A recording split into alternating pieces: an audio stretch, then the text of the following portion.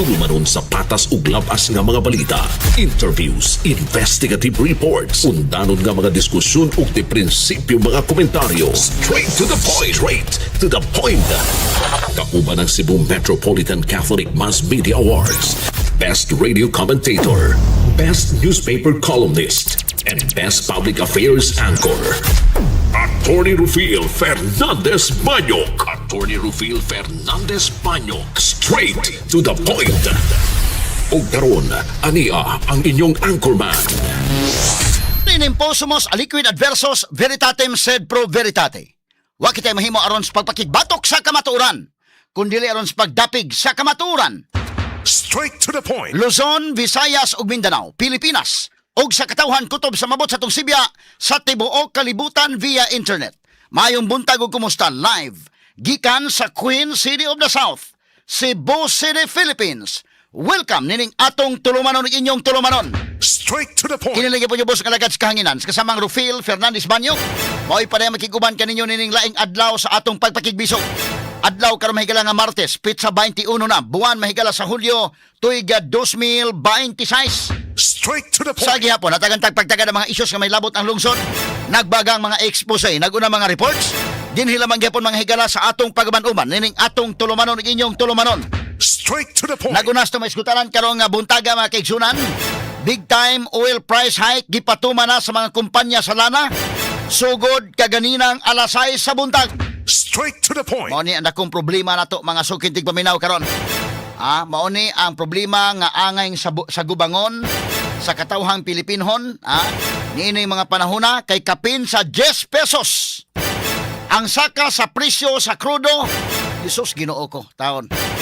Kapin sa 3 pesos usab ang pagtaas sa presyo sa gasolina o kapin sa 11 pesos ang uminto sa presyo sa kada litro sa kerosene. Straight to the point. Tatanig pagtagad lubutaga mga kagalaan sa atong pabanuban ining atong tulumanon ug inyong tulumanon. Straight to the point. Mao ni ang dakong problema, ang realidad mahigala nga giatubang sa katawhang Pilipinhon karon. Ang problema mahigala sa mga presyo sa mga produktong petrolyo nga puwerte na sang pagsaka mga sukid tig paminaw. Unya kumusaka ni mahigala, of course, doon na kini mga higalay matawag nato ga domino effects ngadto mahigala sa ubang mga palaliton. Nisaka na usab ang presyo sa mga produktong petrolyo tungod sa pag-ulbo na sab sa tensyon tali sa Amerika o ingon man sa Iran. Straight to the point. Pag ginamahuman sila diha mga sukid tig paminaw. Unya ang atong merkado mahigala labihan ka volatile. Gumikan ining mao nga insidente, sus Ginoo ko tawo. Kaya tanig pagtagad lubutaga sa atong pagbanuban ining atong tulumanon ug inyong tulumanon. Straight to the point. Samtang sa laing bahin low pressure area kon LPA gawa sa nasod, posibleng mulambo ngadto sa usa ka bagyo. Tungod ni sa hanging habagat ug pag-uwan masinati gihapon dinhi sa nasod. Straight to the point. Samtang sa laing bahin kanhi Cebu City Mayor Michael Rama na absuelto og cleared na sa gitubang nga kasong graft didto sa Sandigang Bayan. Straight to the point. Samtang bank records, AMLC og tax records ni Vice Presidente Sara Duterte og kapikas nini nga sa Attorney Mans Carpio gipasubpina na sa Senate Impeachment Court. Straight to the point. Kini human mahigala ni mando na ang Senate Impeachment Court kagahapong adlaw. Pinagi ni Senator Chis Escudero ang ruling may labot mga higala sa motion nga ipagawas mahigala ang mga records. Bank records, AMLAC o ingon man tax records ni Vice President Sara Duterte. Giargyo kini mahigala with audio fairness makigalaan ni Congressman Party List Representative Chiljuk no. Maayo ang iyang mga argumento, maayo ang iyang delivery, kalma mga sukiting paminaw. O gitubag sad mahigala og maayong mga argumento, maayong delivery og kalma usab ni Attorney Puwa mga higala sa defense. Straight to the point. Ang nakabintaha lang mahigala ni Attorney Chiljuk no. Gumikan kay ako na nang gi-forecast daan, expected na mahigala maognay mahitabo. Bisan pa man unsa kanindot ang argumento both sides, pero ang impeachment ko lagi forecast ko na malagmit, issue gina sa supina ngano man. Straight to the point. Mas daghan man mahigalang majority. Diha mahigala sa Senate. Straight to the Bisan point. unsaon pagpugong mga higala sa grupo nila ni Alan Peter Cayetano, dunay basihanan sa balaod. Actually kung dili mo issue ang impeachment court o kinini ang kamanduan pagsubpina sa tax records, bank records, AMLAC ni Sara Duterte, doon naging katarungan. kay kini mahigala na butang manig fishing expedition. Pero mo issue mahigala ang impeachment court, doon na po sila mga legal basis mahigala. Katong gi-argue ni attorney Representative Chel Jukno, ang naka-advantage lang mahigala ang Jukno gumikan kay ang impeachment court medyo ato na nagi-forecast mas pabor-pabor ngadto nila. Straight to the point. Kay majority mahigala sa mga senator judges, di aman mahigala sa majority. Mao naman gina, dili man na malikayan mga sugiti paminaw, no? Kining ato prangka-prangka nga pagkaistorya mahigala, kining minority majority black. Mao-maog gyapon na bisa pag moingon kag mo lingkod na as impeachment court, maningkamot na sila mahigala although ang uban nila mangita pagpamaagi o mutan-aw mahigala sa mga ebidensya, dunay uban ana mga swing votes pa. Dunay uban mahigala nga doon na nagyod mga higalay mga biases, although doon ay uban nga mga swing votes pa, mutanaw pa unsa pag-present sa mga ebidensya, pero gumikan mahigala sa mga votings nga mahitabo, ang ruling mahigala sa kinini ang presiding officer mao na ilang tuuhan. But kana nga ruling pwede nang ma-overall kung panalitan doon ay mga motion for reconsideration, unya doon ay voting nga himuon mahigala sa mga senator judges. But kini nga ruling ni Senator Chis Escudero, nasabutan na ni dito sa caucus mga sukitig paminaw. Manang kung makabantay mo, doon na mga higalay gibasa nga desisyon makagilaan si Senator Chis Escudero. Straight to the point. Bisan pa man og nagdebate pa kagahapon kunuhay, pero kadtong maong debate may galawa na to. In the bag na daan mahigala doon na nagibasa, kabantay mo di man to mahimo tong gibasa si Senator Chis og diha gihimo ang ruling mga sukitig paminaw. So doon na prepared mga kagalaan nga ruling labot ana. Og sa ako nang giingon, gi-forecast to na ang daan, dili na angay makurat ang mga tao ana, no? Kaysa ako nang giingon malagmit ang mga possibilities mahigala tanan mga motions nga batok mahigalang Sara Duterte, mahimong maaprobahan gyud kana mga sukitig paminaw gumikan kay mas daghan ang mga senator judges nga naa sa majority black.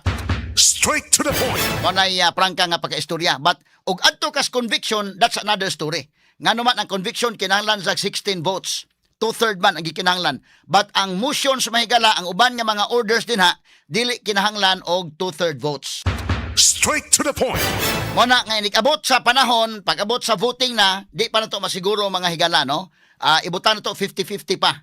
Inikabot mga kigalaan sa voting na.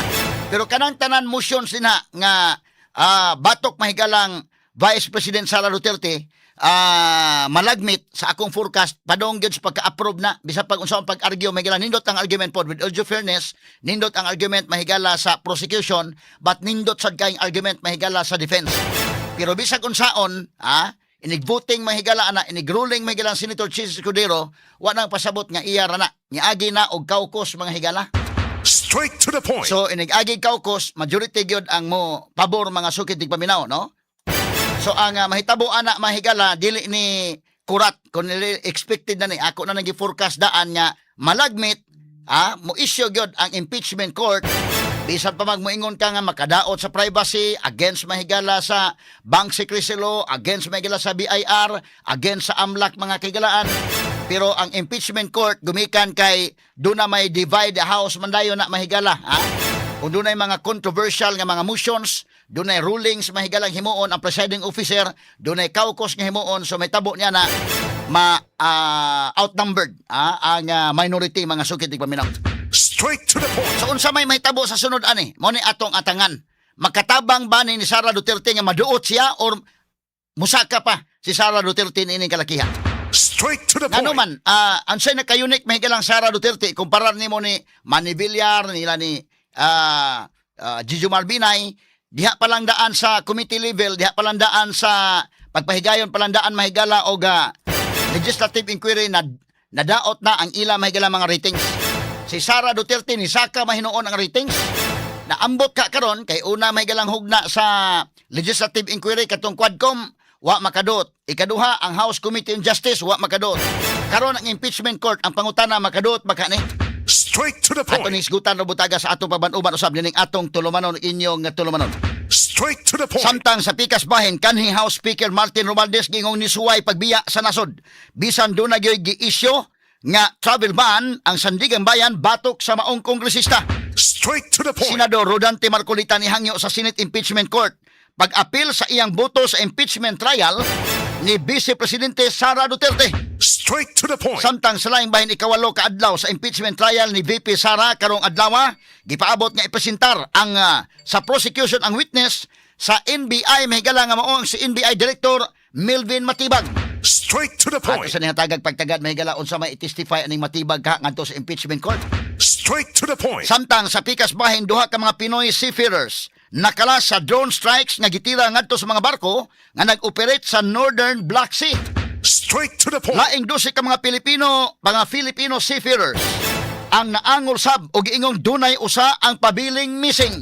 Straight to the point. Ani laing problema mga sukiting paminaw nga atong ang puunon ang atong mga Filipino seafarers kini problema dito sa Middle East nga diin do na tay mga nanakay og barko karon nga medyo delikado mahigala ilang kahimtang so manang atong iampo mga sukiting paminaw o kitang tanan apektado sad gumikan sa pagmahal sa mga presyo sa produktong petrolyo. Straight to the point. Samtang dugang balita sa gawas nasod grupong Houthis nga gipaluyuhan sa Iran mupatuman og naval blockade sa Saudi Arabia. Epekto niini 7% sa supply sa lana lukop kalibutan. Posibleng dili makagawas sa maong rehiyon. Straight to the Kini point. guban pang mga isgudanan nga mabati exclusive over DYHP RMN Cebu 612 sa dial sa inyong mga radyo sa 93.9 IFM.